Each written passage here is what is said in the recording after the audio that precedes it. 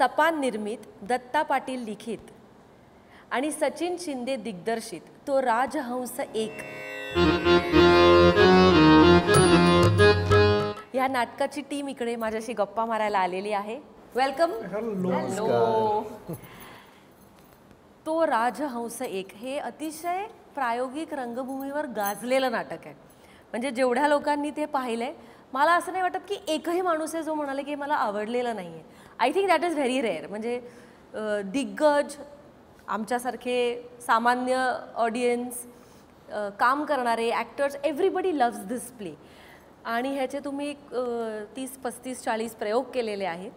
पण हे नाटकाची निर्मिती फार वेगळ्या पद्धतीने झाली.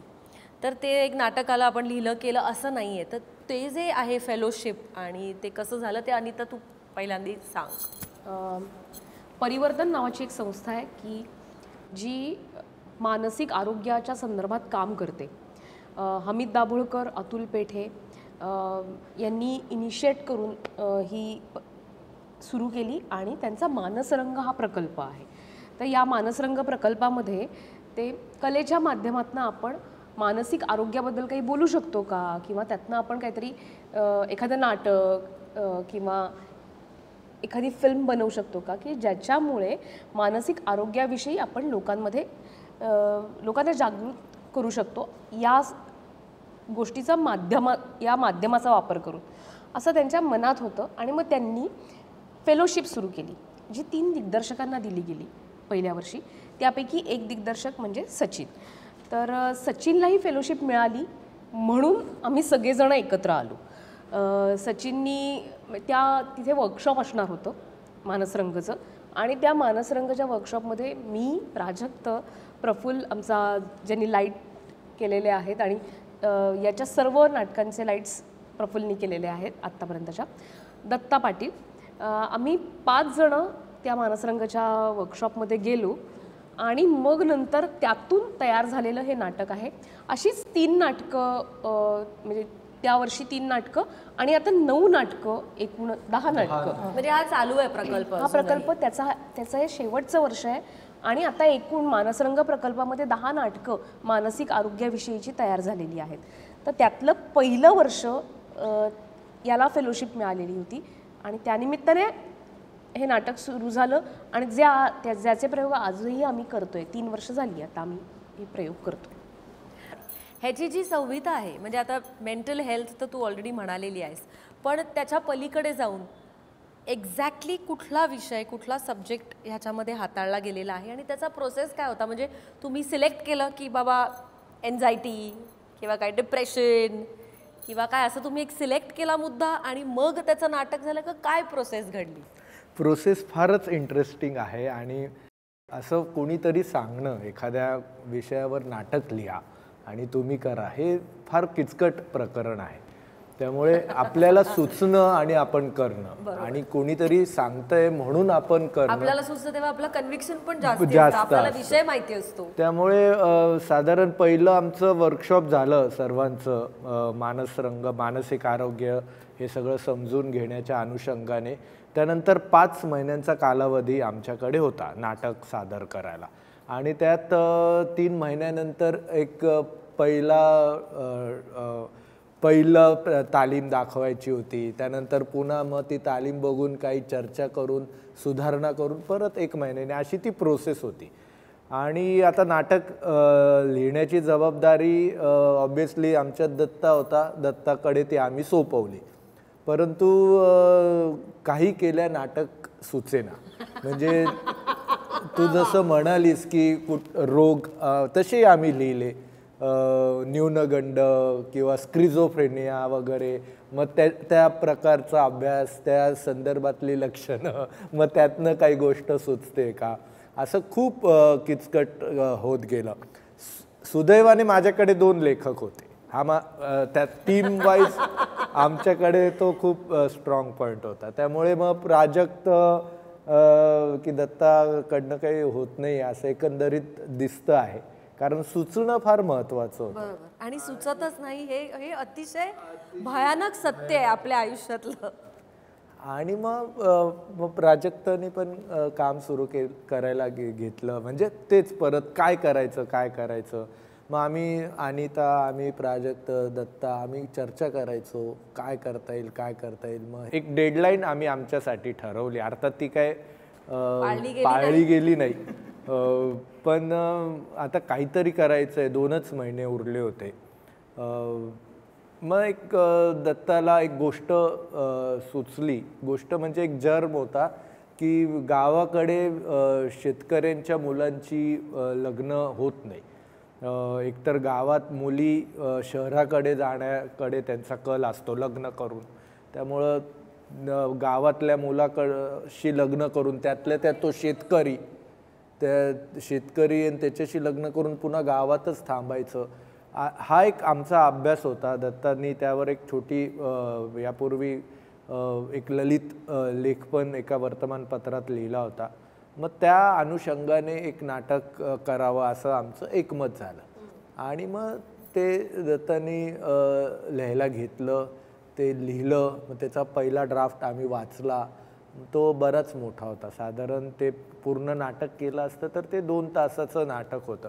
मग आम्ही चर्चा केली की आपल्याला फोकस आता मानसिक आरोग्यावर करायचा आहे. हा, कारण शेतकऱ्यांच्या मुलांची लग्न होत नाहीये हा काय म्हणूया सब प्लॉट झाला. बरोबर.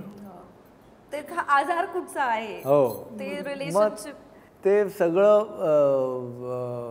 त्याच्यातला जो भाग अनावश्यक होता.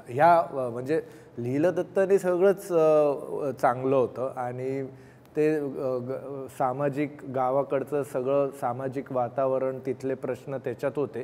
पण नाटक आपल्याला मानसिक आरोग्यावर करायचं होतं.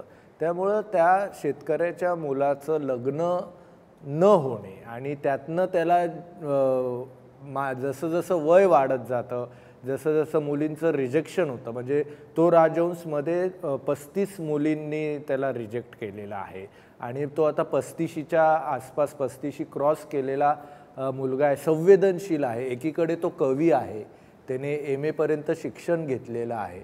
अशा संवेदनशील माणसाच्या मनात लग्न न होण्यामुळे काय काय मानसिक समस्या निर्माण होतात यावर ते नाटक बोलतं. आणि मग ते नाटक आम्ही केलं सर्वांनी आणि त्याचा एक खूप चांगला फीडबॅक आम्हाला पहिल्याच तालीममध्ये म्हणजे अतुल आणि राजू नाईक सर यांनी ती पहिली चंद्रशेखर फणसळकर होते, त्यांनी तालीम स्वरूपातला प्रयोग बघितला आणि त्यांना ते खूप आवडलं. आमच्या म्हणजे अपेक्षेपेक्षाही जास्त त्यांना ते रिलेट झालं नाटक. आणि ते मग पुढे महिन्याचा कालावधी होता, त्यात अजून ते चांगलं पद्धतीने उभं केलं आणि ते आलं. आज त्याचे 40-45 प्रयोग झालेत. अजून 3 वर्ष झाले ते नाटक चालू आहे आणि एक छान नाटक केल्याचं आम्हा सर्वांना समाधान आहे. ह्याच्यामध्ये अनेक विषय हाताळले गेलेले आहेत. तर ते कुठले म्हणजे आउटर लेअरवर कुठले विषय आहेत? कॉम्प्लेक्सिटी किंवा काय म्हणूया डिप्रेशन हे ऑब्व्हियस लेवलवरचा एक विषय तिकडे जाणवतो, पण अजून कुठले कुठले विषय त्याच्यामध्ये तुम्हाला सापडले या प्रोसेसमध्ये? अनिता, प्राजक्त, इधर. स्किझोफ्रेनिया एक तर आहेच, डिप्रेशन आहे. बरं, डिप्रेशन फक्त त्या शेतकरी मुलगा जो मुख्य त्याच्यातला ज्याच्या थ्रू सगळी गोष्ट सांगितली जाते त्याचंच डिप्रेशन इथपर्यंत ते न थांबता त्याच्यामध्ये एक सबप्लॉटमध्ये आईबद्दल एक बोलणं त्याच्यामध्ये सगळं आहे आणि आईनी आत्महत्या केलेली आहे. तर त्यातूनही आपल्याला कळतं की आईसुद्धा आत्महत्या करण्यामागचं तिचं काय कारण होतं. तिचं जे सगळं दबल्या गेलेलं सगळं आयुष्यभर ती ज्याच्यातून गेली आहे ते त्याच्यामध्ये आहे. परत एका अर्थाने थोडं ते पेट्रिआर्कीबद्दल पण भाष्य करतं. आणि मागे एका याच्यामध्ये अनिता खूप छान एका ठिकाणी म्हणाली होती की म्हणजे तिने जर ह्याचं खूप छान शेवट आणि त्याचं सगळं दुःख ऐकून ती म्हणाली असती की बरं मी करते, तर ती एक दुसरी आई तयार झाली असती का काय त्या घरामध्ये, अशीही एक शक्यता त्याच्यामध्ये तयार होते. तर म्हणजे काय केल्यामुळे एक त्या शेवटाकडे आपण पोहोचलो आणि काय न केल्यामुळे आपला प्रवास दुसरीकडे गेला तिचा, याचं एक आपल्याला म्हणजे एक तुलनात्मक आपल्याला एक अभ्यास करू शकू इतका ऐवज आपल्याला त्या दीर्घांकात बघायला मिळेल. असे विविध विषय मला आत्ता पटकन विचारला. आणि केवळ एक प्रश्न नाही आहे आणि तो कुणालाही, जर समजा मला आज डिप्रेशन आलं तर ते केवळ माझ्या अराउंड जे प्रॉब्लेम असतात त्याच्यामुळेच येतं असं नाही, तर ते सगळं सामाजिक, आपल्याकडे ज्या आपली सिस्टीम काय आहे, आपला भवताल काय आहे, आपल्याकडे कुठल्या पद्धतीचे नियम आहेत, कुठल्या अटी आहेत, आपण कुठल्या भागात राहतो, हवामान कसं आहे, या सगळ्या घटकांचा आपल्यावरती सातत्याने परिणाम होत असतो. म्हणजे एक काहीतरी खुट्ट वाजलं आणि ते झालं असं नसतं. बरोबर. तर अनेक गोष्टी आहेत. म्हणजे जसं हा म्हणाला की ते कदाचित आईमध्ये पण होतं, तर हे अनुवंशिक पण आहे एका पॉईंटला. तर अशा अनेक लेयर्सना दत्तानी त्याच्या लेखनातनं हात घातलेला आहे. आणि ते केवळ एका माणसाचं नाही, ते त्या आसपासची माणसंसुद्धा दबलेली आहेत कशाने तरी कोणी. आणि फक्त गावातला हा प्रॉब्लेम नाही, हा शहरातला पण प्रॉब्लेम आहे की आपण कुठे आहोत. हे सगळं बदलतंय, जग बदलतंय आणि या बदलत्या जगाचा आपण एक भाग आहोत म्हणतोय, तर आपण नेमकं कुठे आहोत, काय होतंय आपल्या आतमध्ये या बदलामुळे, आणि आपल्यामुळे या बदलाला आपण काही कॉन्ट्रीब्यूट करतोय का, ही सगळी देवाणघेवाण नेमकी काय आहे, कशी आहे, आणि आज ही माझी अशी काय परिस्थिती आहे. आणि सगळ्यात अजून एक महत्त्वाची गोष्ट म्हणजे सातत्याने नाकारलं जाणं प्रत्येक पातळीवरती. म्हणजे परिस्थितीने नाकारलं, समोरच्या मुलींनी नाकारलं, असं काय नाही आपल्यामध्ये की कोणीच का स्वीकारत नाही आपल्याला, आणि मग हे जगही का नाही स्वीकारत आहे आपल्याला, आणि आपली ही काय परिस्थिती झाली आहे. मग त्यावेळेस आधार कोणाचा आपण शोधतोय, जी गोष्ट अस्तित्वातच नाही आहे. तर हे असं काहीतरी दत्ता त्याच्या गोष्टीतनं मांडू पाहतोय. म्हटलं तर ही गावाकडची गोष्ट आहे आणि म्हटलं तर ही सगळ्यांची गोष्ट आहे. आपल्याला, मी आता म्हणणार होते की आपल्याला त्याच्यामध्ये आयडेंटिफाय करण्यासारख्या, म्हणजे मला आता, मी पूर्णपणे शहरात वाढलेली मुलगी आहे, मग काही संबंध नाही गावाशी इन दॅट सेन्स, पण सगळ्या गोष्टी ह्या तुम्हाला आयडेंटिफाय होतात.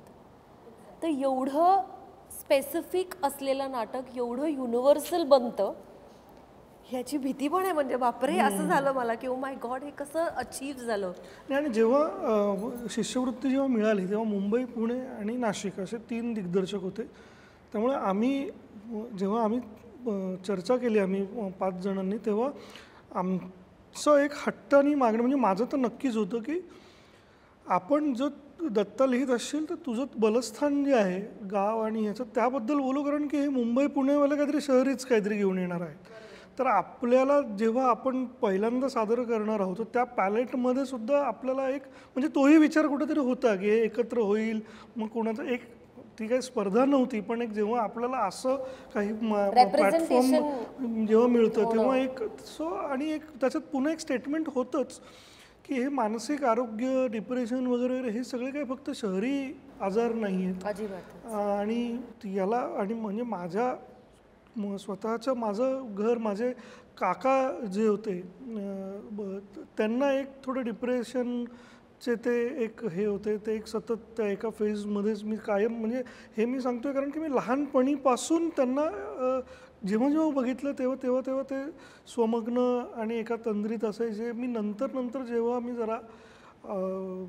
जरा मला काही कळू लागलं तेव्हा मी पहिले जाऊन त्यांच्याशी गप्पा मारायचो आणि ते खूप अप्रतिम गप्पा मारायचे. खूप काय छान छान गीतेतलं, याच्यातलं त्याच्यातलं, त्यांच्या शाळेच्या आठवणी, असं सगळं ते व्यवस्थित सांगायचं. मला तेव्हा हे नाटक करताना मला ते एक रिअलाईज झालं की म्हणजे अशा माणसांशी जाऊन आपण अत्यंत नॉर्मल व्यक्तीसारखं बोललो तर ते खूप सहज, सुंदर आणि गोदावरीमध्ये केलंय की तुम्ही? हां. विक्रम काका इज ऑल्सो लाईक दॅट ना. करेक्ट. सो तसं मला वाटतं ते एक सापडलं त्याच्यामध्ये. ह्या नाटकामध्ये जे स्त्री आणि पुरुष हे 2 जे दिसतात म्हणजे तुझं कॅरेक्टर आणि तुझं कॅरेक्टर ते त्याच्यात ना एक मला गंमत अशी वाटली की ती मुलगी जरा तशी मॉडर्न आहे. म्हणजे एक आपल्याला सवयचं ना की बायकांना रिजेक्शन आहे एक जनरली आयुष्यात का लग्न होत नाही मुलीचं, तसं नसून मुलीचं ती सॉलिड आहे, ती बिंदास आहे, ती शी इज मूव्ड अहेड. आणि हा मुलगा आहे ज्याचं लग्न होत नाही आहे, तर ते थोडंसं काय म्हणूया आपण उलटं पोर्ट्रेयल झालेलं आहे. तर ते कसं झालं म्हणजे तू सबमिसिव्ह आहे, ती जरा डॅशिंग आहे. ऑफकोर्स आता मुली तशा आहेत, पण कन्व्हेन्शनली आपण जर ते आर्किटाईप पाहिले तर मुलीचं लग्न होत नाही आहे, मुलगी डोसाईल आहे, मुलगी विचारी आहे आणि मुलगा मवाली आहे, डॅशिंग आहे, असं एक उगाच फिलिंग आहे आपल्याला. तसं तुमच्या नाटकात नाही होत. ही मुलगी खरं तर अधिक डॅशिंग होती. कमी तिला आम्ही जरा सौम्य केली, पण ती मुलगी डॅशिंग नाही आहे. मुळात मुली स्थैर्याचा विचार करतात की मला इथं शांतता मिळणार आहे, मला कशात शांतता मिळणार आहे. मला जर कोणी विचारलं तर मी अधिक स्थिर जी गोष्ट आहे ते पटकन त्याची निवड करेन. तर तशीच ती मुलगी आहे की मला शहरात जायचं आहे कारण माझं भविष्य तिथं आहे. उद्या मला जेव्हा मुलं होतील, ती वाढतील, तर अस्थिर असलेल्या शेती व्यवसायामध्ये मी म्हणजे सगळं रोमॅन्टिसिझम वगैरे सगळं ठीक आहे, मला माझा प्रॅक्टिकली भविष्याचा विचार करायचा आहे. असं जर कोणी त्या मुलीला चॉईस दिला तर ती इथून निघेल आणि ती तिच्या बेटरमेंटचाच विचार करेल. कधीही ती रोमॅन्टिसिझममधली मुलगी नाही, ती प्रॅक्टिकल विचार करणारी मुलगी आहे. ती त्या अर्थानं डॅशिंग नाही आहे, ती प्रॅक्टिकल आहे. आणि गिवन चॉईस जर शेतीत स्थैर्य असतं तर तिने शेतीचा विचार केला असता. तिला शहरापेक्षाही तिला जिथं स्थैर्य आहे त्याचा ती विचार करणारी मुलगी आहे. असंच या सिस्टीममध्ये आहे. आणि पूर्वीसुद्धा मुली घर भरलेलं आहे, भरपूर शेतीवाडी आहे, सोनं नाणं आहे, माणसं आहेत सांभाळायला, अशा ठिकाणी त्यांची लग्न केली जायची. तर आता मुलीला जर समजा माझं शिक्षण होऊ दे, मला नोकरी लागू दे, मला नोकरीसाठी मी पैसा देते आणि ती नोकरी पदरात पाडते, माझं आयुष्य मी सेटल करते पहिले, तर ती तशी स्वतःचं आयुष्य स्थिर करू पाहणारी मुलगी आहे आणि त्याच्यासाठी ती प्रयत्न करते. मग कदाचित तिला हा मुलगा आवडलेलाही असू शकतो. असं वाटतं ना की आणि एंडला पण असं वाटतं की यार इसने हो म्हण आणि थांब बाई, असं एक फिलिंग येतं एंडला, पण तसं होत नाही. ज्या सोशो पॉलिटिकल परिस्थितीमुळे आता शेती या इंडस्ट्रीचं जे काही झालेलं आहे त्यामुळे म्हणजे माझ्याकडे जमीन आहे आणि तसं कागदोपत्री मी कोट्याधीश आहे, कारण माझ्याकडे अमुक जमीन आहे, पण ती नुसतीच कागदावर आहे. त्याचं करायचं काय? तो आपले राहणीमान, आपला म्हणजे पैसा चलन म्हणून काही नाही आहे. सगळी अवस्था अशी आहे, ते परत शेत घेणार कोण का, ह्या सगळ्या परिस्थितीमुळे जी परिस्थिती आली आहे ह्या इंडस्ट्रीमधल्या लोकांवर, त्याचं एक आपण गेल्या 10 ते 15 वर्षापासून किंवा थोडं जास्त हे ऐकतोच आहे की शेती करणाऱ्या यांची लग्न नाही होत. आता माझं स्वतःचं हे किती भीतीदायक आहे ना actually. India is an agriculture country. माझा जो बिझनेस, आमचा फॅमिली बिझनेस जो आहे तो इरिगेशन रिलेटेडच आहे. गेल्या 50 वर्षापासून माझे बाबा जे बघताय, जो मग कालांतराने तर आम्हीही बघत असतो, माझा भाऊ मी. त्यामुळे आम्ही रोजच्या रोज अशी माणसं समोर येऊन काहीतरी पाईपच घ्यायला आलेली आहे, ड्रीप वगैरे, ती माणसं बघायचो आणि ते फावल्या वेळात बाबांची गप्पा मारतच असायचे. त्यामुळे ह्या सगळ्या गोष्टी सतत कानावर यायच्या की हे ठीक आहे, पण एक अमुक हेही करतोय कारण तेवढंच मग लग्नाला बरं पडतं. सो एकीकडे बापरे. सो त्याला हे आणि ॲट द सेम टाईम ज्या आता माझे जे काका आहेत, चुलत बहिणी आहेत, मावस बहिणी आहेत, ह्या सगळ्यांची लग्न जेव्हा झाली तेव्हा ती बाहेर कुठल्या तरी अशीच झाली की जे पुण्यातच आहे किंवा ते बरं चर्चा पण तशीच व्हायची, काय करतो हा त्याचं हे शेती आहे पण त्याचं हे दुकान पण आहे, हा नाही तो शिकून पुण्यातच गेला आहे, तो इंजिनियरच आहे, तो हेच आहे, तो असं सगळं.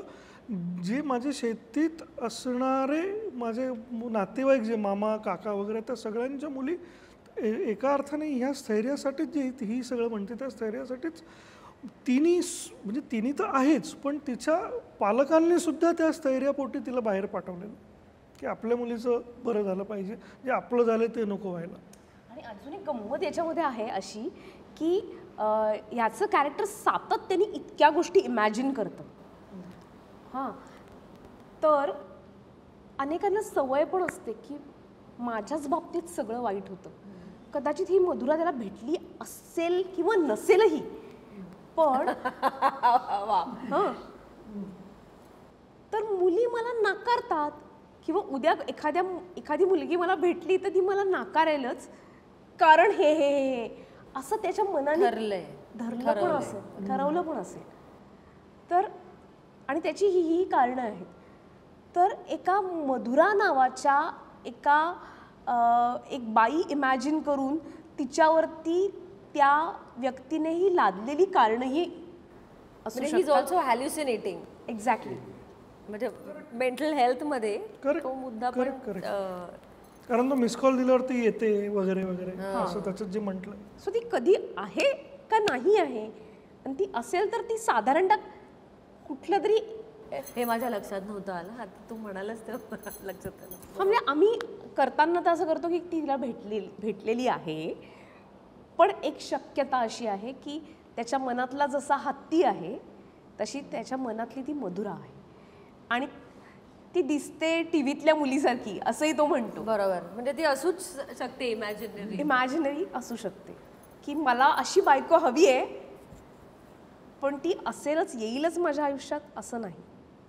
सगळं जे प्लॅस्टिक असू शकतं ते. नाटकामध्ये तू आत्ता मेन्शन केलं तसं खूप इमेजरी आहे. ते बटरफ्लाय एक येतं, हत्ती येतो, तर ते ह्याची काय गंमत आहे बरं? हे प्राणी या नाटकाचं एक यश किंवा काय म्हणू जे सर्वांना भावतं ते नाटक, कारण ती कोणा एकाची गोष्ट राहत नाही. त्या पूर्ण नाटकामध्ये कुठेतरी आपण बघणाराही स्वतःला कुठल्या तरी प्रश्नात रिलेट करतो. त्यामुळं ते एक वैयक्तिक मानसिक स्वास्थ्याबद्दल नाही बोलत, ते सामाजिक मानसिक स्वास्थ्याबद्दल बोलतं हळूहळू. कारण त्या नाटकातल्या प्रत्येक कलावंताचा एक काहीतरी प्रॉब्लेम असतो. उद्या आपण पण आपल्याबद्दल जर विचार केला अतिशय बारकाईने, तर आपल्यालाही कुठला तरी मानसिक आजार कमी जास्त प्रमाणात आहे. सगळ्या मला तर अनेक गोष्टी आयडेंटिफाय होतात. त्याचं प्रमाण आपण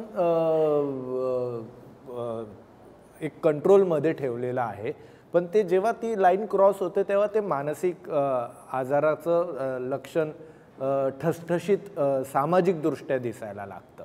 त्यामुळे एका व्यक्तीचा प्रॉब्लेम आहे आणि त्याला तो आजार आहे या पॉईंट ऑफ व्ह्यूनी जात नाही ते नाटक. मग त्याच्यात त्याचे वडील येतात, त्याचा भाऊ येतो, त्यांचे पण कुठेतरी प्रॉब्लेम्स वाटतात, त्यांचे पण कॅरेक्टर्स छोटे का होईना पण त्या नाटकात अतिशय सक्षम बॅकग्राऊंडने उभे राहतात. त्यामुळं ती सगळी कॅरेक्टर आणि पर्यायाने ते पूर्ण गाव आणि त्या गावाचा सामाजिक प्रश्न घेऊनच ते नाटक येतं. त्यामुळे ते वैयक्तिक न राहता त्याचा जो परीघ आहे तो खूप मोठा वाढत जातो आणि त्याच्यात आपण येतो. आता हे जे त्याच्यातले जे प्राणी आहे ते प्रतिकात्मक स्वरूपात येतात. काही म्हणजे हत्ती तो स्वतः म्हणतो की मला हत्ती दिसतो त्या रिकाम्या जागेमध्ये. विमानाच्या बाबतीत तो बोलतो, राजहंसच्या बाबतीत बोलतो. राजहंसचं तुम्ही जर पहिलं पोस्टर बघितलं तर ते फार इंटरेस्टिंग आहे. ते एका बाजूनी बघितलं तर तो हत्ती वाटतो आणि ते उलटं केलं तर तो राजहंस वाटतो. त्यामुळे आपली नजर कशी आहे त्या गोष्टीकडे बघण्याची, आपल्याला हत्ती दिसतोय का राजहंस दिसतोय, अशा अनेक गोष्टी आपल्याही बाबतीत घडत असतात की एखाद्या गोष्टीकडे बघण्याचा माझा दृष्टिकोन काय आहे आणि मग तो दृष्टिकोन आपलं व्यक्तिमत्व घडवत असतो. त्या घडणाऱ्या गोष्टीकडे आपण किती पॉझिटिव्हली घेतो किंवा त्याचा किती परिणाम आपण स्वतःवर करून घेतो. अशा अनेक बारीक बारीक शक्यतांवर ते नाटक सतत बोलत असतं आणि त्यामुळे ते नाटक उभं करताना त्याच्यात सगळ्या गोष्टी आम्ही धूसर ठेवलेल्या आहे. म्हटलं तर ती बुलेट आहे, म्हटलं तर ती बसायची जागा आहे, म्हटलं तर ते घरातला सोफा आहे. त्यामुळे जसजसं नाटक बदलतं त्याच्या पॉईंट ऑफ व्ह्यूनी, ज्ञानेश्वरच्या पॉईंट ऑफ व्ह्यूनी त्या नाटकातले संदर्भ बदलतात, तसं तसं तुम्हाला रंगमंचावरचं प्रत्येक ठेवलेली गोष्ट तिचे संदर्भ हळूहळू बदलायला लागतात.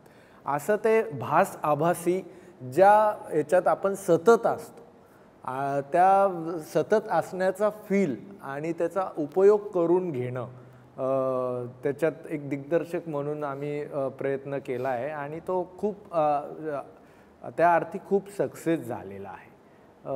त्यामुळे एक रंगमंचाचं डायमेन्शन आणि परत मगाशी आपला हंडाबरोबर जो विषय झाला होता तो एक कमीत कमी गोष्टींमधनं जास्तीत जास्त दृश्य त्या संदर्भाने लोकांसमोर आणणं, प्रेक्षकांसमोर आणणं, हे हा एक विचार केला.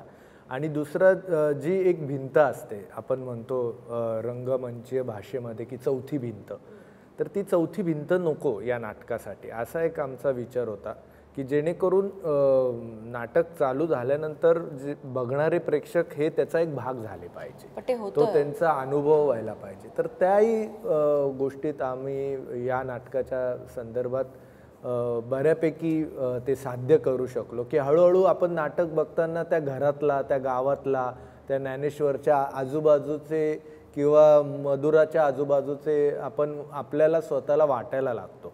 मग आपण गावाकडचे आहोत की शहराकडचे आहोत, तो पण भाग नाहीसा होतो काही काळानंतर, कारण मानसिकता ही तर सगळीकडे सारखीच असते, मग ती शहरातले असो किंवा गावातले असो.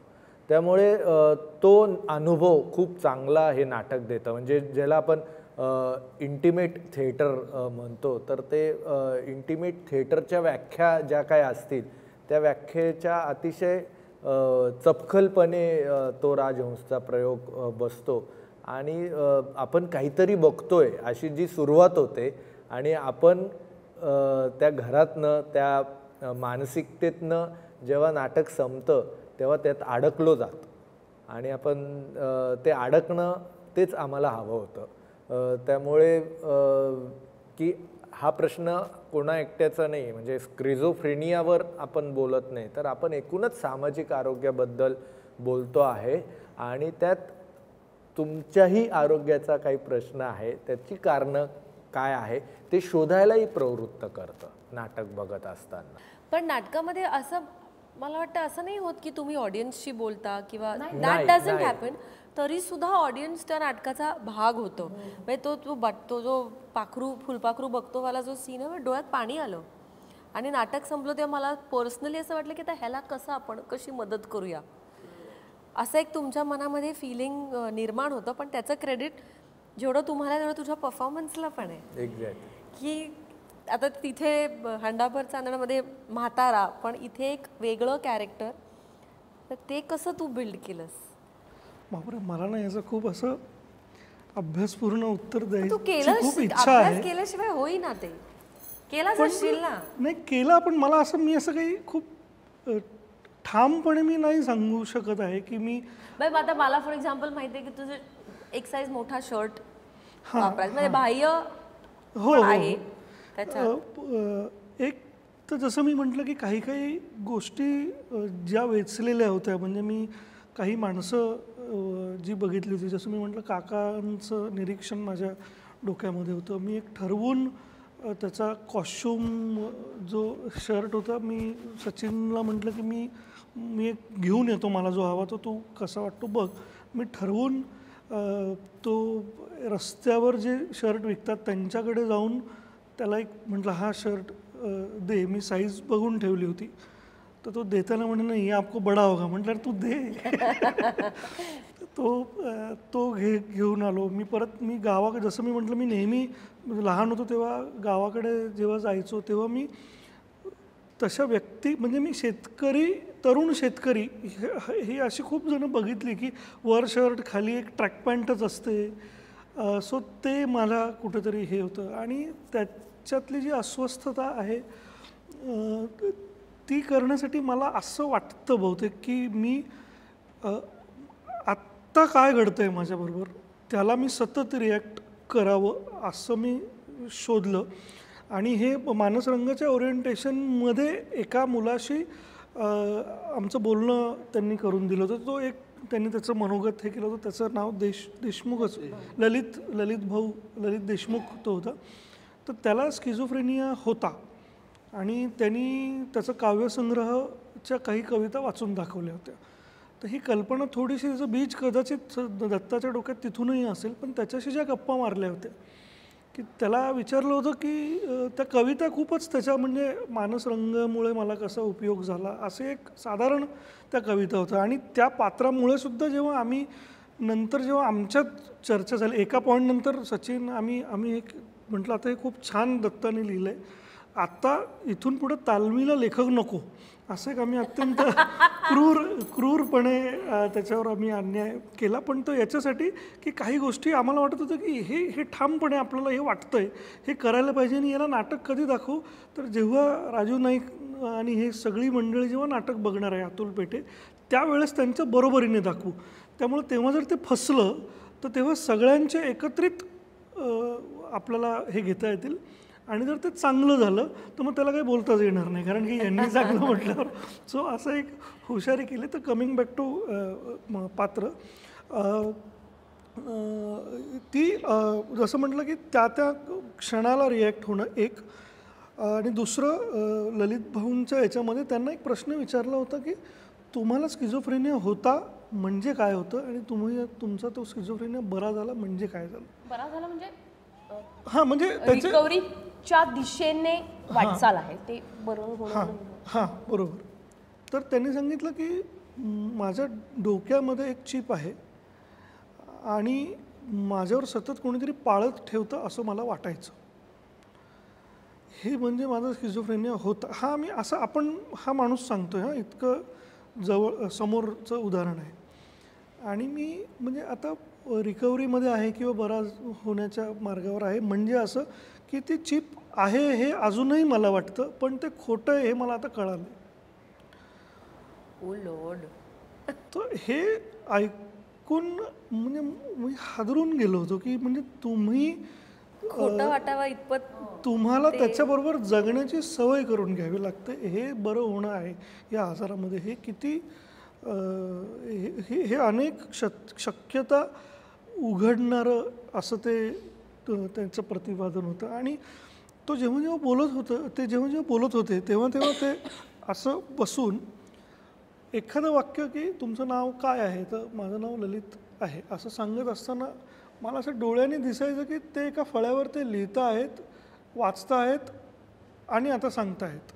सो आपण काय बोलतो आहोत हे एकदा आपण ताडून घ्यायला पाहिजे स्वतःशीच. आपण काही चुकीचं, मी सुपरमॅन असं तर नाही लिहिलं ना आपण चुकून. अशा अभ्यासातून त्यांनी सवय लावून घेतली की काय, असं मला ते वाटत होतं. हे सगळं आता मी माझं इंटरप्रिटेशन, त्यांचं तसं आहे असं माझं म्हणणं नाही, पण ह्या सगळ्या ज्या स्वतःकडे अशा पद्धतीने बघणं जे आहे ते मी शोधायचा प्रयत्न केला. आणि वगैरे वगैरे अशा सगळ्या गोष्टी. आणि शेतकऱ्यांशी, जसं मी मगाशी पण म्हटलं की शेतकऱ्यांशी रोज ऑफिसमध्ये त्यांच्याशीच इंटरॅक्शन व्हायचं, त्यामुळे त्यांचा जो लहेजा आहे, त्यांचं बोलणं आहे, ह्या सगळ्या गोष्टी तर आपसूक त्या आल्याच. या नाटकात जी भाषा आहे ती, आणि अनिता तुझा चॉईस की असं नाटक आपण करावं, हे दोन्हीबद्दल तू सांग. कारण कमर्शियल नाटक पण तू आत्ता मध्ये करत होतीस आणि ते करणं सोपंच आहे, पण कमिंग बॅक टू थिएटर आणि वेगळ्या पद्धतीचं थिएटर जे स्लाइटली आपण ॲजिट प्रॉप म्हणूया का काय मला माहीत नाही, पण इट्स नॉट व्हेरी प्रॉपगंडा, पण तरीसुद्धा विषय किंवा काय मिनिंगफुल थिएटर किंवा भाष्य करणारं असं ते असल्यामुळे ह्या प्रकारच्या थिएटरबद्दल तुला काय वाटतं? उत्तर देण्याआधी मी माफी मागतो, पण मला इतकं कौतुक आहे अनिताचं, म्हणजे त्याच प्रश्नाला ती उत्तर देईल, पण ती प्रायोगिक नाटक राजहंस करते आहे, ती व्यावसायिक नाटक एक भद्रकालीचंच करत होती, त्यानंतर ती अजून एक ते लावणीचं एक हे करत होती, मध्येच तिचा एक तुंबाडच येऊन जातो किंवा वाळवी नावाचा एक असा नॅशनल अवॉर्ड जिंकलेला चित्रपटच येऊन जातो. सिरियल आणि अनिता आली की TRP वाढतो अशी माझ्याकडे ऑथेंटिक इन्फॉर्मेशन आहे. सो इतक्या सगळं हे करूनही तिला पुन्हा पुन्हा हे करावं. अजूनही आमची तर सुरुवातीला सचिनचं आमचं म्हणणं होतं की एक काम कर, जरा नाटक सेट होईपर्यंत 5 एक प्रयोग कर, मग नाही केलं तरी मग आपण कोणीतरी शोधूया असं करून, म्हणजे तिची व्यस्तता लक्षात घेऊन असं आम्ही म्हटलं होतं. पण ती हट्टाने नाही, मला करायचं मी करणार. आणि आय नो अनिता एक चांगली ॲक्ट्रेस म्हणून पेक्षा एक चांगला माणूस म्हणून, कारण आमची बरेचदा सुरुवातीच्या काळात भेट झाली ती हॉस्पिटलच्या खाली. त्यामुळे माझी तिच्याबद्दलचं लाइकिंग किंवा प्रेम हे अभिनेत्री म्हणून तर आहेच, पण माणूस म्हणून जास्त आहे. करेक्ट नाही, त्यामुळे मला ते कौतुक आहे. आणि या निमित्ताने कौतुक म्हणून नाही, आता प्राजक्ताने काढला त्या विषय, पण बरीच लोक आपण बघतो ना की रंगभूमी हा माझा श्वास आहे, माझं पहिलं प्रेम आहे वगैरे, पण आम्ही अनुभवलंय की अनिताचं खूप प्रेम आहे रंगभूमीवर. आणि हे वाक्य मला माहिती, आय एम शुअर तिने कधीच बोलली नाहीये ती, पण ते सारखं स्वार्थी वाटत राहतं हे नाटक करत असताना. विंगीत जेव्हा जेव्हा मी असते तेव्हा तेव्हा मला असं वाटतं की आपण आता वयानं मोठे झालेलो आहे या कॅरेक्टरसाठी. खरं तर जरा लहान मुलगी असती इथे आपल्यापेक्षा वयानी तर जास्त योग्य झालं असतं, पण मी स्वतः सांगणार नाही. मी आज हे पहिल्यांदा यांच्या जेव्हा जेव्हा एंट्री घेते तेव्हा तेव्हा मला वाटतं की जरा लहान मुलगी असो. पण या नाटकाची गंमत अशी आहे, आपण ज्याला ज्याला नाटक आवडतं त्याला सगळ्यात जास्त काय आवडतं नाटकातलं, तर प्रोसेस आवडते. तर या नाटकाची प्रोसेस फार इंटरेस्टिंग असणार आहे हे त्या वर्कशॉपमध्येच क्लिअर झालेलं होतं. आणि नेहमीचं काय आहे सिस्टीम, एक लेखक असतो जो घरी बसतो, जो नाटक लिहितो, तो दिग्दर्शकाला दाखवतो. दिग्दर्शक आणि लेखक यांचं एक वेगळं लग्न असेल समजा, की तेच एकमेकांबरोबर नाटक करत असतील, तर ते त्यांचं काहीतरी ठरवतात, ते येतात आणि ते सांगतात, आपण ते करतो आणि आपण त्याचे प्रयोग करत राहतो बरं हुकूम.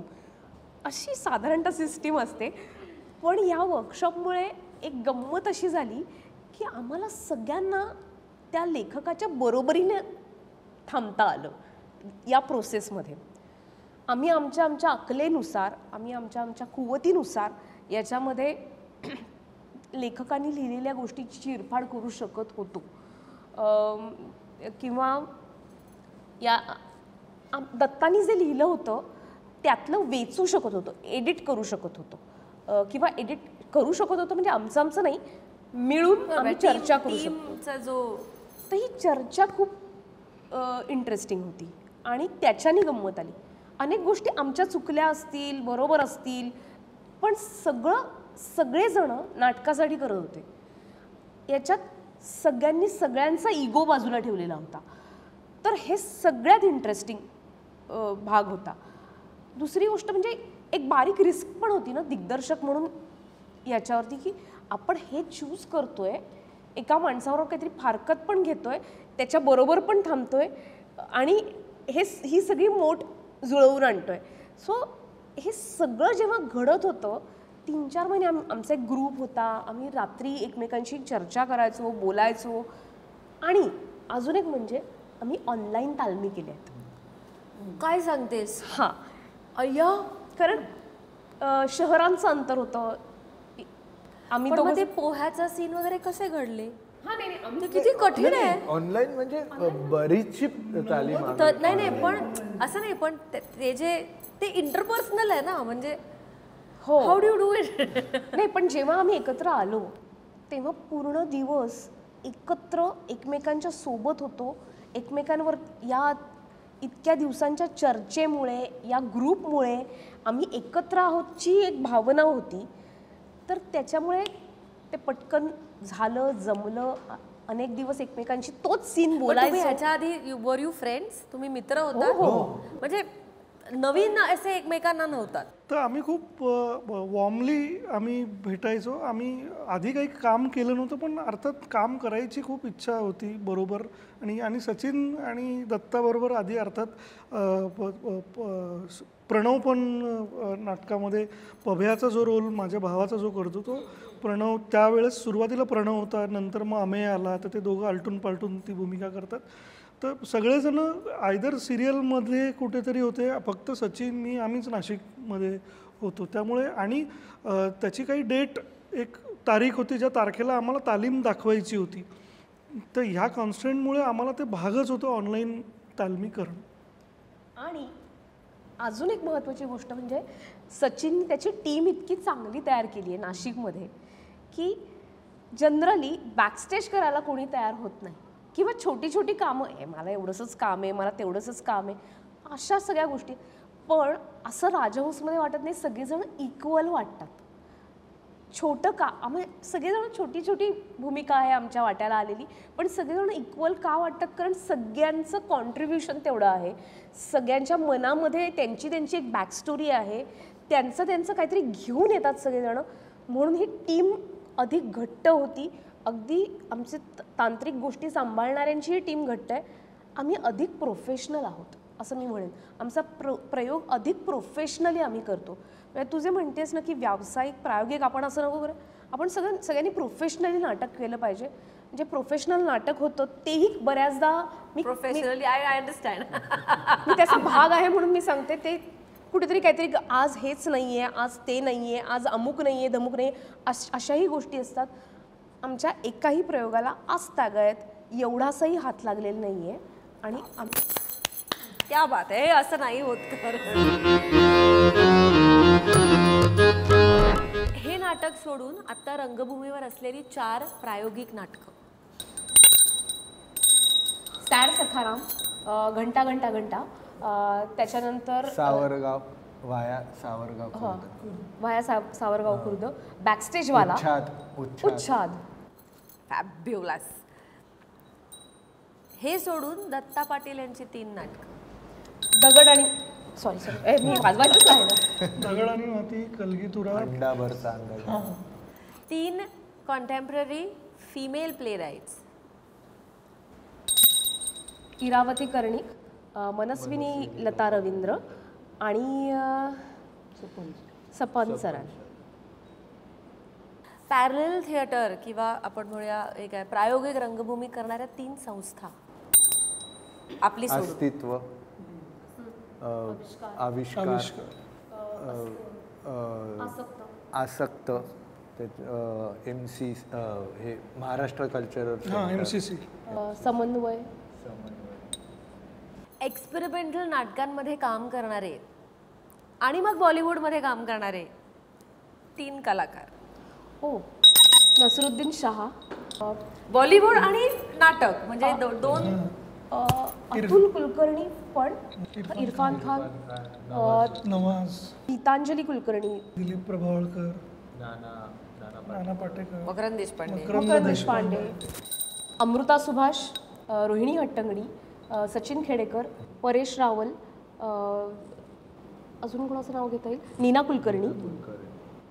खूप लोक आहेत. 3 नाही 30 असं. अशक्य. पर्ण पेठे पर. हो हो, खूप खूप खूप. गिरिजा आहे. गिरिजा आहे. शी इज ऑल्सो डुईंग हिंदी आणि बॉलिवूड आणि. थँक्यू.